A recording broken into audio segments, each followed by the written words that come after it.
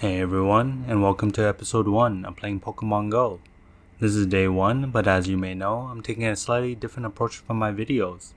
It will not be daily videos, but rather episodes when I get enough content. We'll have a day counter in the top left, but otherwise, let's get right into the video. There's a cool Easter egg when you choose your starter. Walking away and making them respawn 5 times lets a Pikachu spawn, getting us level 2. There's also some surrounding Pokemon that we can catch, registering Litwick in the Pokedex for level 4, simply skipping over level 3. Mightyena registered, Togetic registered for level 5, and this is my friend code for anyone that still hasn't added me. It's the next morning and we're registering a Tepig in the Pokedex for level 6. Before we head out to play, I also have some things to prepare for the new account. This includes transferring a Pokemon to Pokemon Home for the mystery box. I also got a new switch which lets me send postcards for a coin bag. A coin bag works as an incense for 30 minutes to spawn Gimmighouls. Also, the whole point of the account is to whale, so time to spend some money. Buying the 15.5k Pokecoin package. And as expected, the first thing I'm going to do is upgrade my item bag and Pokemon storage. I decided on getting them to 1k each for now. And finally, picking out my team. No surprises here, I'm sticking with Team Instinct. And now onto the gameplay. I'll be talking about the new season, the upcoming event, and what my plans are for the account, while the Pokedex registrations, level ups, and medals play in the background. The new season of Shared Skies is live with Ultra Beasts and Necrozma fusions right around the corner in GoFest. The seasonal bonuses are probably the worst I've personally seen.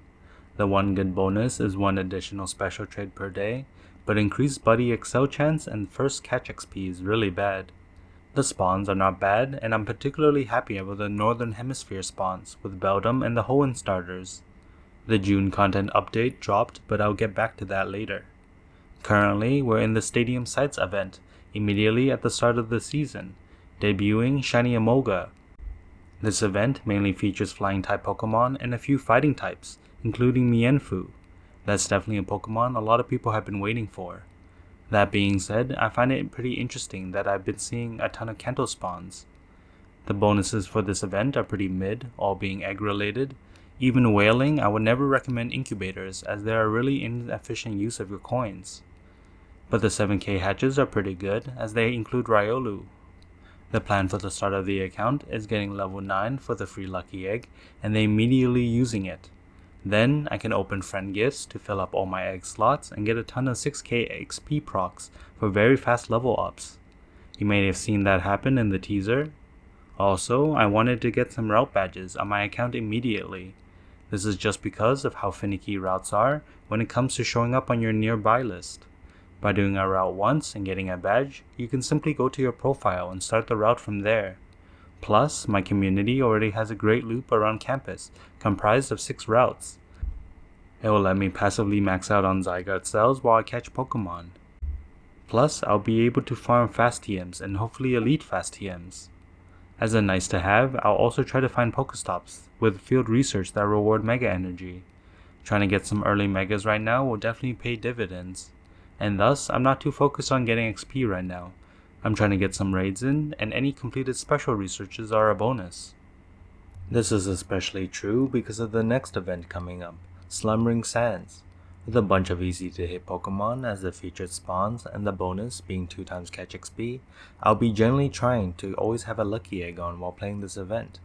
It's also a great time to farm for a Great League Vigoroth and Slackings for gym defending. The third event of this month will be Gumi Community Day, the pseudo-legendary community day of June. This was extremely expected, but outside of being a dragon, the event is pretty mid for me. It'll be a great time to farm the dragon-type catch minnow. I'll be aiming for 1000 catches. The 3-time Stardust isn't extremely important to me right now, but it will definitely be a nice bonus as I fill out some dragon-type attackers. However, the legacy move is extremely underwhelming. Mostly a downgrade in PvP and not helpful in raids. The highlight today was definitely the Wild Azelf, sitting right in the middle of campus. I immediately sent a shout out to my community. I'm very thankful for its low fleet chance, either that or I got super lucky, because this guy ate like 30 Ultra Balls with berries. IV check. But with that, let's talk about the entire month. First off raids, currently in tier 5 raids right now for 10 days is Zapdos. While it's normally a pretty good raid, and we also have Circuitry coming up for GoFest, so this is just a dex entry for me. Landorus, Yveltal, and Ho-Oh are also in raids for 10 days each afterwards. While they're all good in Master League Pokemon, I'm not currently interested in grinding for them just yet, so they'll all be dex entries as well. Yveltal is just missing its legacy move this time, so I'll mostly stick with the Rayquaza for my flying type attackers. Speaking of, I won't talk about elite raids too much as it's beating a dead horse. It sucks, but I'll try to make the most of it with coordinating a group to hit raids based on their hatch times. Mega raid wise, we have Gyarados, Alakazam, Mega Charizard Y, and Tyranitar. Mega Gyarados is not a bad starting Mega with its unique Water Dark typing. Speaking of Megas, I didn't know this ahead of time, but PokeGenie seems to really mess with my recording software. While I had the overlay, my recording got frozen. I hosted 2 Mega Gyarados raids for the Mega Energy to evolve just one. My second raid got me a 15 attack, which I decided on Mega Evolving. Alakazam is a bit disappointing with its Mono Psychic typing, but I'll keep it in the back for now. Charizard will be an amazing Mega for me with its ability to cover 3 types, and I'll be able to use it as a temporary Fire type attacker. And the big prize, Mega Tyranitar. This will be a raid I'll be spamming and trying to find as many as possible. An amazing Dark type attacker, and if I'm able to farm Elite Fastium from routes, it'll also be a great Rock type attacker too. That being said, that might not be necessary. Moving on to the spotlight hours, the first one is Makuhita with 2x Catch Candy. This is actually pretty useful for me, getting a bunch of budget fighting type attackers. June 11th is Wingo with 2x Transfer Candy. While the bonus won't be too useful for me, this will be a great time to find a good Great League Pelipper. June 18th is the reason why I might not need Tyranitar for Rock. Roggenrola with 2x Evolution XP. I don't plan on using the bonus at all, but when traded, Roggenrola is an incredible budget Rock type attacker that I plan to absolutely take advantage of. And finally, on June 25th, we have Morlul with 2x Catch Stardust.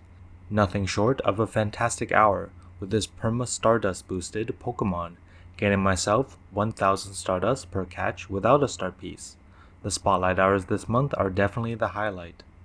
Finishing off the events for this month, there's a Spelunkers cover event starting June 15th, which I hope would have some wild rock type spawns for the catch type medal. Scorching Steps starts June 21st, which seems to hint at a route related event. We have the revealed Cyndaquil's Community Day Classic on June 22nd. 2x Stardust and 2x Catch XP is definitely a unique bonus, but I'll definitely have my lucky egg and start piece on anyways. And finally, we have the 8th anniversary event starting June 28th. I hope to catch a bunch of Costume Pikachu for the Pikachu medal, and I can predict the return of a shiny Meltan event due to Melmetal being in the trailer, and Meltan's dex number being 808. Completing my review of the events, the other 2 community days for Shared Skies is July 21st and August 31st. I have no idea what the July Community Day Pokemon will be, but I'm hoping for Darumaka. Having it as a Fire type and Ice type attacker will be great. For August, the chances that it's Poplio are pretty high. They will work very good as a Water type and Fairy type attackers. Niantic also released a blog post with additional event dates. July 27th is an unknown event, but I'll honestly just expect the Ultra Unlock event for that. And August 11th is a Shadow Raid weekend. We can easily predict the Shadow Lugia will be back in raids for this one based on the trailer, with some people expecting Apex Lugia. Personally, I'm super happy about this because that means the Rocket Takeover event will take place in August, giving me plenty of time to get level 44 before then, as the Rocket event will be essential in completing those level requirements. Completing the first page of the World of Wonders research gives me a Poipole encounter.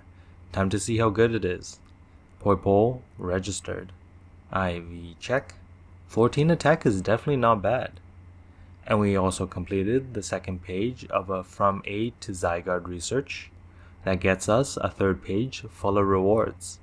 This includes the Zygarde cube and of course the 10% Zygarde encounter. Zygarde registered. IV check. And it's terrible. Ah well, what can you do? In day recap, I'm super happy with the progress today. I got a couple of route badges, but I'm still missing 2 right now. Unfortunately, I played up until my phone ran out of battery. I just didn't bring the right charging cable. I also haven't started looking for Mega Energy Field research, but that will take at least until Monday probably. However, I'm currently level 26 with nearly 500 Pokemon caught, nearly a million XP gained thanks to the Friendship XP. I tried to get the start date to be June 1st, but I did check to see if the email was available the day before, so the account was probably created by then. So May 31st is just the date that we're rolling with. I'm staying up late to finish this video because it's already delayed. The next episode will probably take 2 days as well. Thanks for watching everyone, and have a great day.